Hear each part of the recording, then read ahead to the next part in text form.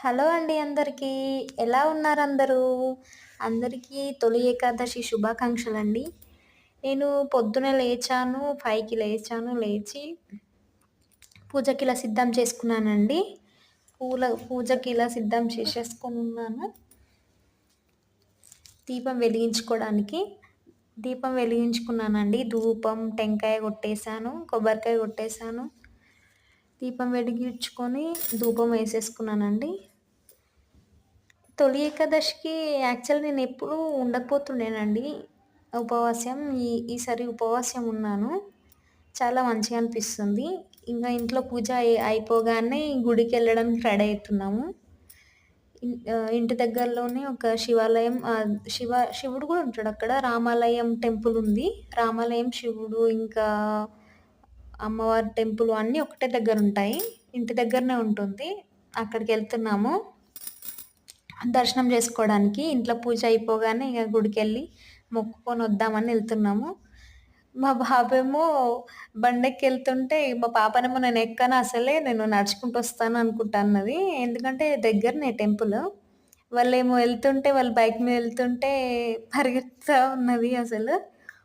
ఆడేంటంటే మేము కొబ్బరికాయలు తీసుకుంటున్నామండి దేవునికి. కొబ్బరికాయలు, ఇంకా పూలు. ఇక్కడ మంచి అనిపిస్తదండి.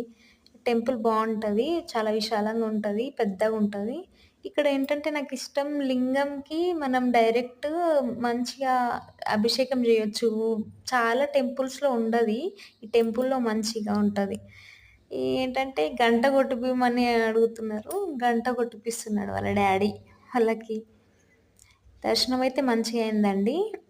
ఇంకా కొద్దిసేపు అక్కడ కూర్చుందామని కూర్చుంటున్నాము. పిల్లలైతే బాగా ఎంజాయ్ చేస్తారు టెంపుల్‌కెళ్తే. అటు ఇటు పరిగెడుతూనే ఉంటారసలు.